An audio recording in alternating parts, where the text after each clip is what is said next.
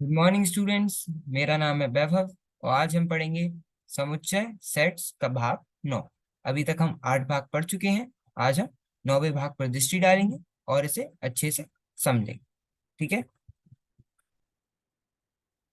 तो चलिए फिर बिना किसी देरी के शुरू करते हैं।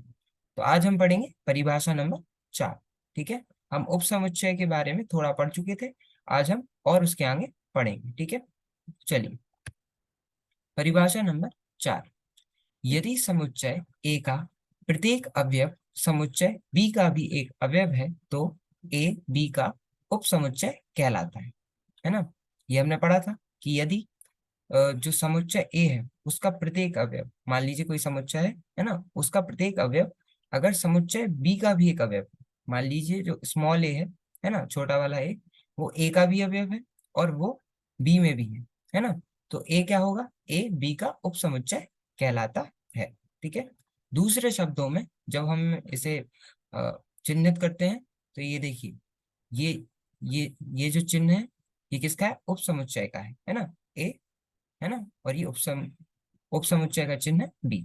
यदि जब कभी जो ए है वो, है ना, जो ए है वो ए समुच्चय में भी है और जो स्मॉल ए है वो बी समुच्चय में भी है, तो बहुधा प्रतीक, है ना, इसे हम इम्प्लीकेशन बोलते हैं, है ना, जिसका अर्थ तात्पर्य होता है। इसका प्रयोग सुविधाजनक होता है। इस प्रतीक का प्रयोग करके हम उपसमुच्चय की परिभाषा इस प्रकार लिख सकते हैं, है ना, कि ए बी का उपसमुच्चय है यदि जो स्मॉल है वो ए में है ना, और, है ना, और जो स्मॉल है वह बी में भी है ना। कहने का मतलब ये है कि अगर कोई अवयव, है ना, कोई समुच्चय ए है, मान लीजिए उसका अवयव अगर किसी और समुच्चय में भी हो, ठीक है, मान लीजिए समुच्चय ए है ना, उसमें ए है और बी है, ठीक है, स्मॉल ए और स्मॉल बी है, ठीक है। अब एक समुच्चय बी है जिसमें स्मॉल ए है, स्मॉल बी है और स्मॉल सी भी है, ठीक है। तो जो ए होगा वह क्या होगा? बी का उपसमुच्चय होगा, है ना। बी ए का उपसमुच्चय नहीं होगा क्योंकि बी में सी है जो कि ए में नहीं है। लेकिन ए समुच्चय जो है उसमें सिर्फ स्मॉल ए है और स्मॉल बी है ना। और जो हमारा बी समुच्चय है उसमें स्मॉल ए, स्मॉल बी और स्मॉल सी भी है ना। कहने का मतलब ये है कि ए समुच्चय में जितने भी अवयव हैं वह सारे अवयव बी समुच्चय में पाए जाते हैं। इसलिए ए क्या होगा? ए समुच्चय बी का उप, है ना, जो ए होगा वह बी का उप समुच्चय होगा। ठीक है। इसमें कोई दिक्कत नहीं ना। और इसे हम कुछ इस प्रकार से निरूपित करते हैं। ठीक है। ये जो चिन्ह है ये हमें, है ना, ये निरूपित करता है कि ए जो है वह बी का उपसमुच्चय है। यदि कब कि अगर कोई अवयव ए है जो कि, है ना, बड़े, जो क्या मतलब कोई स्मॉल ए है जो कि ए समुच्चय में है और जो स्मॉल ए है वह बी समुच्चय में भी है ना, तो ए क्या होगा? बी का उपसमुच्चय या फिर सबसेट होगा। ठीक है। इसमें कोई दिक्कत नहीं ना। चलो, हम उपयुक्त कथन को इस प्रकार पढ़ते हैं, है ना। ये जो है इसे हम कुछ इस प्रकार पढ़ते हैं। हमें कि ए क्या है? बी का एक उपसमुच्चय है यदि इस तथ्य का कि ए का एक अवयव है, तात्पर्य है कि जो ए है वह बी का भी एक अवयव है ना। यहां से हमें क्या पता चलता है कि जो ए है वह बी का उपसमुच्चय है कब? कि जब कोई स्मॉल ए है ना, जो कि एक अवयव है, वह ए में भी हो और वह बी में भी हो, है ना। तो क्या होगा?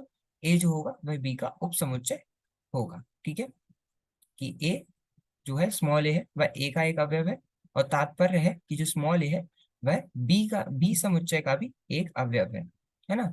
और यदि ए बी का एक उपसमुच्चय नहीं है तो हम लिखते हैं कि ए, है ना, और ये क्या है? उपसमुच्चय ना होने का चिन्ह है। ठीक है। उपसमुच्चय का क्या था, है ना, ये देखो, ये था उपसमुच्चय को। अगर उपसमुच्चय नहीं है तो हम इसे बीच से ऐसे, है ना, ऐसे काट देंगे। ठीक है। तो ये जो चिन्ह होगा ये बतलाता है कि ये ए जो है वह बी का उपसमुच्चय नहीं है। ठीक है। कि यदि ए बी का एक उपसमुच्चय नहीं है तो हम उसे कुछ इस प्रकार से निरूपित करते हैं। ठीक है। चलो हम आगे बढ़ते हैं। हम्म, हमें ध्यान देना चाहिए कि ए को बी का समुच्चय होने के लिए केवल मात्र यह आवश्यक है कि ए का प्रत्येक अवयव बी में है। ठीक है। कि अगर देखो जैसे कि ए समुच्चय है ना, और बी समुच्चय है। तो अगर हम देखेंगे कि जो ए जो है वह अगर बी का उप समुच्चय है, तो उसके लिए, है ना, सिर्फ, है ना, सिर्फ एक चीज आवश्यक है कि जो ए का प्रत्येक अवयव है वह बी में होना चाहिए। ठीक है, क्या होना चाहिए? ए का प्रत्येक अवयव बी में होना चाहिए। जैसे ए समुच्चय है जिसमें ए बी सी है ना, और बी समुच्चय है जिसमें ए बी सी और डी है। ठीक है, तो ए समुच्चय में क्या था? ए था, बी था और सी था, है ना, और ये तीनों ए बी और सी ये बी समुच्चय में भी है ना। तो ये एकमात्र चीज थी जो कि आवश्यक है ना। तो अब हम इससे क्या कर सकते हैं कि जो ए है वह बी का उप समुच्चय है। ठीक है, यह आवश्यक है कि ए का प्रत्येक अवयव बी में है। यह संभव है कि बी का प्रत्येक अवयव ए में हो या ना हो, है ना। ये हो सकता है कि बी का प्रत्येक अवयव जो है वह ए में हो या ना हो। ठीक है, मान लीजिए ए में 1 2 3 है और बी में 1 2 3 4 है ना। तो क्या है, ए में 1 2 और 3 थे और बी में 1 2 3 तो थे ही, उसके साथ 4 था। तो ए क्या होगा? बी का उपसमुच्चय होगा। क्यों? क्योंकि ए का प्रत्येक अवयव बी में उपस्थित था, है ना, लेकिन बी का प्रत्येक अवयव ए में उपस्थित नहीं है। तो बी क्या होगा? ए का उपसमुच्चय नहीं होगा, है ना। बी में क्या है? 1 2 3, उसके साथ 4 भी है ना, और जो 4 है वह क्या है? ए में नहीं है। ठीक है, तो बी क्या होगा? ए का उपसमुच्चय नहीं होगा, लेकिन ए जो होगा वह बी का उपसमुच्चय होगा। यदि ऐसा होता है कि ना, यदि ऐसा होता है कि बी का प्रत्येक अवयव ए में भी है, तो बी क्या होंगे? ए का उपसमुच्चय होगा। ठीक है, अगर ऐसा होता है, जैसे मान लीजिए अब हमारे पास दो समुच्चय दिए हैं, ए में है ए ई आई, नहीं, है ना, स्मॉल ए जो स्वर वाले हैं, वॉवल्स वाले, ए ई आई। ठीक है, और अगर हम बी समुच्चय देखें उसमें भी है ए ई आई। ठीक है, तो इसमें हमें क्या पता चल रहा है कि ए ई आई जो है ना, ए समुच्चय के अवयव ये बी समुच्चय में भी पाए जा रहे हैं। ठीक है, तो क्या होगा? ए बी का उपसमुच्चय होगा। ठीक है, और अगर आप देखें कि बी समुच्चय के अवयव भी सिर्फ ए ई आई भी है, जो कि ए में पाए जा रहे हैं, है ना, ए ई आई जो है वह ए में भी है और बी में भी है। तो क्या हुआ? ए बी का उपसमुच्चय हुआ और बी ए का भी उपसमुच्चय हुआ, है ना। जैसे कि मान लीजिए 1 2 3 है, ठीक है, जो कि ए समुच्चय में पाया जाता है, और बी समुच्चय में 1 2 3 ही पाया जा रहा है। तो देखिए कि ए का प्रत्येक अवयव बी समुच्चय में पाया जा रहा है और बी का प्रत्येक अवयव भी ए समुच्चय में पाया जा रहा है। ठीक है, तो हम क्या कह सकते हैं कि ए बी का उपसमुच्चय है, और हम ये भी कह सकते हैं कि बी ए का उपसमुच्चय है। और इससे आपको याद आया होगा कि हम जब समान समुच्चय की बात करते थे, इक्वल सेट्स की बात करते थे, तो उसमें हम क्या बोलते थे कि दोनों समुच्चय में प्रत्येक अवयव पाए जाने चाहिए, है ना, कि जो अवयव ए में है वह बी में भी पाए जाने चाहिए, है ना। तो यहाँ से हमें क्या पता चलता है कि जब ए बी का उपसमुच्चय है और बी ए का भी उपसमुच्चय है ना, तब क्या होता है? ए इक्वल्स टू बी होता है, मतलब ए और बी क्या होते हैं? समान समुच्चय होते हैं, है ना। जब क्या हो? जब ए बी का उपसमुच्चय है और बी भी ए का उपसमुच्चय है, तब क्या होता है? ए और बी समान समुच्चय या फिर इक्वल सेट्स कहलाते हैं। जहां हम इस, है ना, जहां हम इस चिन्ह का प्रयोग करते हैं। ये चिन्ह क्या है? ये द्विधा, इसका तात्पर्य है टू वे इम्प्लीकेशंस, है ना। इसका मतलब, इसका प्रतीक है और इसका मतलब है यदि और केवल यदि। ठीक है, अगर ए जो है वह बी का उपसमुच्चय है और बी जो है वह ए का भी उपसमुच्चय है, सिर्फ तभी क्या होगा? ए इक्वल्स टू बी होगा, मतलब ए और बी समान समुच्चय कहलाएंगे। कब? फिर से ध्यान से सुनना, जब ए क्या हो? बी का उपसमुच्चय है और बी क्या हो? है ना, बी भी ए का उपसमुच्चय हो। अगर ये दोनों चीजें होती हैं, सिर्फ तभी क्या होगा? ए और बी समान समुच्चय कहलाएंगे। ठीक है, और इसे हम कुछ, है ना, ये दिख रहा, ये चिन्ह क्या है? ये द्विधा है ना, ये चिन्ह इसे क्या बोलते हैं? Two way implications. ठीक है, और इसका अर्थ होता है यदि और केवल यदि, है ना। पढ़ते हैं और संक्षेप में इफ लिखते हैं। ठीक है, इफ आई एफ वाला नहीं, इसमें दो बार इफ आता, मतलब एफ आता है, आई एफ एफ, है ना, संक्षेप में इफ लिखते हैं। ठीक है, इसमें कोई दिक्कत नहीं ना, चलो। हम्म। परिभाषा से निष्कर्ष निकलता है कि प्रत्येक समुच्चय स्वयं का उपसमुच्चय है ना। परिभाषा से हमें यह भी पता चलता है कि जो प्रत्येक समुच्चय है वह स्वयं का उपसमुच्चय है। जैसे मान लीजिए कोई समुच्चय ए है, ठीक है, और उसके अंदर एक अवयव है एक। ठीक है, उसके अंदर एक ही अवयव है जो कि क्या है? एक है। ठीक है, संख्या वाला एक। ठीक है, अगर हम देखा जाए तो ए समुच्चय में अपने आप का उपसमुच्चय हो सकता है? है ना। ए समुच्चय है अपने आप उप समुच्चय हो सकता है, क्योंकि उप समुच्चय के लिए क्या आवश्यक होना चाहिए कि जो दो समुच्चय दिए हुए हैं, है ना, जो समुच्चय है उसका प्रत्येक अवयव दूसरे समुच्चय से, है ना, मिलना चाहिए। तो ए समुच्चय का अवयव ए समुच्चय के अवयव से तो मिलेंगे ही मिलेंगे, है ना। मतलब कोई भी चीज जो है वह आपस में तो मेल खाएगी खाएगी। तो ए में जो वन है ना, उसे हम क्या बोल सकते हैं, है ना। तो क्या होगा, है ना, कि कोई भी जो समुच्चय होता है वह क्या होता है, स्वयं का उप समुच्चय होता है। अर्थात ए क्या होगा, अपना ही उप समुच्चय होगा, है ना। उसे हम ए और उप समुच्चय का चिन्ह ए इससे निरूपित करेंगे। चूंकि रिक्त समुच्चय फाई में कोई अवयव नहीं होता है, ठीक है। और अगर हम रिक्त समुच्चय देखें, ठीक है, जैसे कि फाई, है ना, उसमें कोई अवयव नहीं होता, अतः हम इस बात से सहमत हैं कि फाई प्रत्येक समुच्चय का एक उप समुच्चय है, ठीक है। हम इस बात से भी सहमत हैं कि जो फाई है वह क्या है, प्रत्येक समुच्चय का एक उप समुच्चय है। अब हम कुछ उदाहरण पर विचार करेंगे, है ना।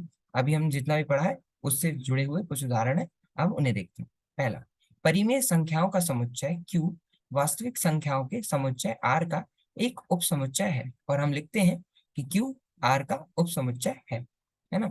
परिमेय संख्या जो रेशनल नंबर्स होते हैं, है ना, जिन्हें हम P/Q के रूप में लिख सकते हैं, जैसे 3/7, है ना, 4/9, ठीक है, जिन्हें हम P/Q के रूप में लिख सकते हैं, है ना, मतलब ऊपर न्यूमरेट, है ना, P/Q के रूप में लिख सकते हैं, उसे हम क्या बोलते हैं, परिमेय संख्या बोल सकते हैं। और परिमेय संख्याओं का उपसमुच्चय, है ना, और परिमेय संख्या को हम किससे, Q से निरूपित करते हैं। तो जो रेशनल नंबर्स या फिर परिमेय संख्या का समुच्चय होता है वह क्या होता है, वास्तविक संख्याओं के समुच्चय R का एक उपसमुच्चय होता है। क्यों, R मतलब क्या है, वास्तविक संख्या, जितनी भी संख्या है जो कि वास्तविक है ना, मतलब उसमें पूर्णांक भी आएंगे, है ना, परिमेय अपरिमेय, है ना, पूर्णांक प्राकृत सारी संख्याएं क्या आती हैं, वास्तविक संख्याओं के अंदर आती हैं, ठीक है। तो वास्तविक संख्या क्या है, जैसे कि देखिए, देखो, ये हो गया वास्तविक संख्याएं, है ना, जिन्हें हम रियल नंबर्स के नाम से जानते हैं। और ये हो गए हमारी परिमेय संख्या, ठीक है। तो परिमेय संख्या के अंदर जितने भी अवयव, मतलब जितनी भी संख्या जो कि परिमेय है ना, अब वो अगर मानते हैं, पर ये मानते हैं ये क्यू है, ठीक है, और ये है हमारा आर, ठीक है। तो क्यू, अगर आप यहां से आपको देख के समझ आ रहा होगा कि क्यू का प्रत्येक अवयव आर के अंदर है। इससे हमें क्या पता चलता है कि क्यू जो है वह आर का उपसमुच्चय है ना। परिमेय संख्या जो होती है वह, है ना, जो परिमेय संख्या होती है वह वास्तविक संख्याओं का ही उपसमुच्चय होती है, क्योंकि जो चीजें, जो संख्या परिमेय होगी वह वास्तविक भी होंगी, है ना। वास्तविक संख्या के, क्योंकि, है ना, वास्तविक संख्याओं में सारी संख्या आ जाती हैं, ठीक है। तो जो क्यू है वह क्या होगा, आर का उपसमुच्चय होगा, क्योंकि क्यू में जितनी भी संख्याएं आती हैं वह आर का भी भाग है ना। तो क्यू में जो भी अवयव है, क्यू समुच्चय में जो भी अवयव है वह आर समुच्चय के भी अवयव है। इसलिए जो क्यू होगा वह क्या होगा, आर समुच्चय का, है ना, जो क्यू होगा वह आर का उपसमुच्चय होगा, ठीक है। तो क्यू होगा वह क्या होगा, आर का उपसमुच्चय होगा, ठीक है। हम्म, यदि यदि अब दूसरा देखते हैं, यदि ए संख्या 56 के सभी भाजकों का समुच्चय है और बी संख्या 56 के सभी अभाज्य भाजकों का समुच्चय है, तो बी ए का एक उप समुच्चय है। और हम लिखते हैं कि बी क्या है, ए का उप समुच्चय है। कैसे, अब मान लीजिए समुच्चय ए है, उसके अंदर क्या है, संख्या 56 के सभी भाजकों का समुच्चय, ठीक है। जो भी संख्याएं संख्या 56 को, है ना, विभाजित करती है, उन सबका समुच्चय, है ना। तो 56 किससे, एक से होता है, दो से भी होता है ना, तीन से नहीं होता, चार से होता है, ठीक है, 7 से होता है, 8 से होता है ना। ऐसे ऐसे करके ये जो 56 है, अगर आप देखें तो 56 बहुत सी संख्याओं से विभाजित होता है, लेकिन ये है हमारा ए समुच्चय, ठीक है। अगर हम बी समुच्चय को देखें, तो बी समुच्चय जो है वह केवल अभाज्य भाजकों का समुच्चय है। जैसे कि अगर जो 56 है वह एक से, है ना, दो से, ठीक है, 7 से, 4 से, है ना, 8 से, ऐसे ऐसे आगे भी और संख्याओं से विभाजित होगी। तो देखिए, ये है हमारे क्या, भाजकों का समुच्चय, मतलब ए समुच्चय। लेकिन अगर बी समुच्चय हम देखें तो वह है अभाज्य भाजकों का समुच्चय। मतलब यहाँ पे हम 4 को 8 को नहीं गिनेंगे, क्योंकि ये क्या है, अभाज्य नहीं है, ये क्या है, प्राइम नंबर्स नहीं है। ठीक है, तो 4 और 8 है, और इसके आगे और भी हैं, जैसे कि 14 हो गया, 28 हो गया, 56 हो गया। इन्हें हम बी समुच्चय में नहीं लिखेंगे, है ना, लेकिन इन्हें हम ए समुच्चय में लिखेंगे। ठीक है, तो बी समुच्चय क्या है, बी समुच्चय की जो संख्या आएंगी वह इन्हीं में से आएंगी, है ना। जो बी समुच्चय है उनकी संख्या क्या होगी, इन्हीं में से आएंगी, है ना। तो जो बी बी समुच्चय है वह क्या होगा, ए का उपसमुच्चय होगा। क्यों, क्योंकि ए समुच्चय में सारे भाजकों का समुच्चय है। मतलब जिन जिन संख्या से 56 विभाजित हो सकता है उन सभी के समुच्चय को हमने ए समुच्चय बोला। लेकिन बी में सिर्फ अभाज्य समुच्चय, अभाज्य संख्याएं आ सकती हैं। मतलब इस समुच्चय में से जो जो संख्याएं अभाज्य होंगी वह बी समुच्चय का भाग होगी। ठीक है, तो हम क्या कह सकते हैं कि अगर ये ए है तो ये बी है ना।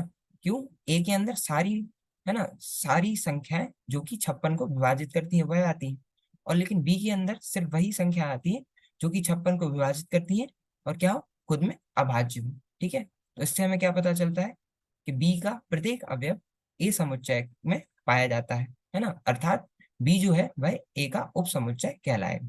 ठीक है, जो बी है तो बी एक उपसमुच्चय है, और हम लिखते हैं कि बी ए का उपसमुच्चय है।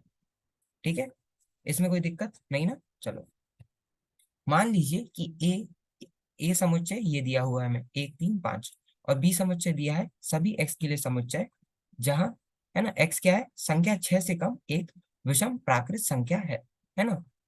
ए हमें दिया हुआ है 1 3 5 और 6 से कम विषम प्राकृत संख्या, है ना, मतलब ऑड नंबर होना चाहिए और नेचुरल नंबर होना चाहिए। तो अगर हम विषम देखें 6 से कम, तो क्या है, 1 है, 3 है और 5 है ना, और ये प्राकृत संख्या भी है। तो देखा जाए तो ए और बी क्या है, आपस में बराबर है ना, क्योंकि ए में भी सिर्फ 1 3 और 5 है ए समुच्चय में, और बी समुच्चय में भी जब हम इसे रोस्टर रूप में लिखेंगे तो हम पाएंगे कि इसके अंदर भी सिर्फ 1 3 और 5, सिर्फ यही 3 अवयव पाए जाते हैं।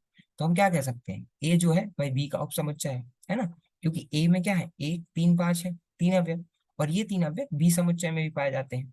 तो ए क्या है, बी का एक उपसमुच्चय है। ठीक है, और बी भी ए का उपसमुच्चय है। क्यों, क्योंकि बी में भी 1 3 5 पाए जाते हैं जो कि ए में पाए जा रहे हैं। तो हम ये भी बोल सकते हैं कि बी भी ए का उपसमुच्चय है ना। और हमने क्या पढ़ा था कि यदि ए बी का उपसमुच्चय है और बी भी ए का उपसमुच्चय हो, सिर्फ तभी क्या हो सकता है, ए और बी समुच्चय क्या हो सकते हैं, समान हो सकते हैं। ठीक है, तो क्या हो, इससे हम कह सकते हैं अतः ए और बी क्या है, समान समुच्चय कहलाएंगे। ठीक है, चौथा उदाहरण देखते हैं। मान लीजिए कि ए क्या है, ए ई आई ओ यू, है ना, ये एक समुच्चय है, और बी क्या है, ए बी सी डी, ये एक समुच्चय है। तो ए बी का एक क्या है, उपसमुच्चय नहीं। क्यों, क्योंकि ए का प्रत्येक अवयव बी का, है ना, बी समुच्चय का भाग नहीं है ना। अगर हम देखें तो ई आई ओ यू क्या है, ये ए में है लेकिन बी में नहीं है। तो इससे हमें क्या पता चलता है कि ए का प्रत्येक अवयव बी समुच्चय में नहीं पाया जाता, अतः ए बी का एक उपसमुच्चय नहीं है, तथा बी भी ए का उपसमुच्चय नहीं है, क्योंकि बी में भी जो अवयव है वह ए में नहीं पाया जा रहा है। तो बी भी ए का एक उपसमुच्चय नहीं है। ठीक है, इतना समझ आ गया। अब हम आगे चलते हैं। मान लीजिए कि ए और बी दो समुच्चय हैं। ठीक है, यदि ए बी का उपसमुच्चय है ना, और ए और बी बराबर नहीं है। ठीक है, अगर क्या है, ए बी का उपसमुच्चय है और ए और बी आपस में बराबर नहीं है, तो ए क्या होगा, बी का उचित उपसमुच्चय कहलाता है। ठीक है, क्या कहलाएगा, उचित उपसमुच्चय। और बी ए का क्या, अधि समुच्चय कहलाएगा। क्यों, क्योंकि ए क्या है, बी का उपसमुच्चय है जब ए और बी बराबर नहीं। ठीक है, तो हम यहाँ क्या कहेंगे कि ए जो है वह क्या है, बी का उचित समुच्चय कहलाता है ना। और बी क्या कहलाएगा, ए का अधि समुच्चय कहलाएगा। उदाहरणार्थ कि ए अगर 1 2 3 है ना, ये समुच्चय दिया हुआ है ए जिसमें 3 अवयव है 1 2 3, और बी समुच्चय में 4 अवयव है 1 2 3 और 4, है ना। तो ए क्या है, बी का एक उचित उपसमुच्चय है, क्योंकि ए जो है वह बी का उपसमुच्चय भी है, क्योंकि 1 2 3 जो है वह बी समुच्चय में भी पाए जा रहे हैं, है ना। और ए और बी आपस में बराबर नहीं, तो हम क्या कह सकते हैं, ए क्या है, बी का, है ना, एक उपसमुच्चय कहलाएगा। ठीक है, इसमें कोई दिक्कत नहीं ना। यदि समुच्चय ए में केवल एक अवयव हो तो हम इसे एक एकल समुच्चय कहते हैं, है ना। और ऐसे यदि समुच्चय ए में केवल एक अवयव हो तो हम उसे एकल समुच्चय कहते हैं। अतः ये जो ए है वह क्या है, एक एकल समुच्चय है। ठीक है, चलो ठीक है। तो आज के लिए हम इतना ही रखते हैं, इतना आपको अच्छे से समझ आ गया होगा। ठीक है, तो आज हमने परिभाषा नंबर 4 पढ़ी। बाकी अगले भाग में हम उदाहरण नंबर 9, 10 और 11 पर चर्चा करेंगे और उन्हें अच्छे से समझेंगे। और उसके बाद वास्तविक संख्याओं के समुच्चय के उपसमुच्चय, जो कि आपकी पुस्तक में 1.6.1 में दिया हुआ है, उस पर भी चर्चा करेंगे। और जितना हमने पढ़ा है इसे अवश्य अपनी पुस्तक से पढ़ लीजिए। ठीक है, तो मिलते हैं अगले भाग में। धन्यवाद, थैंक यू।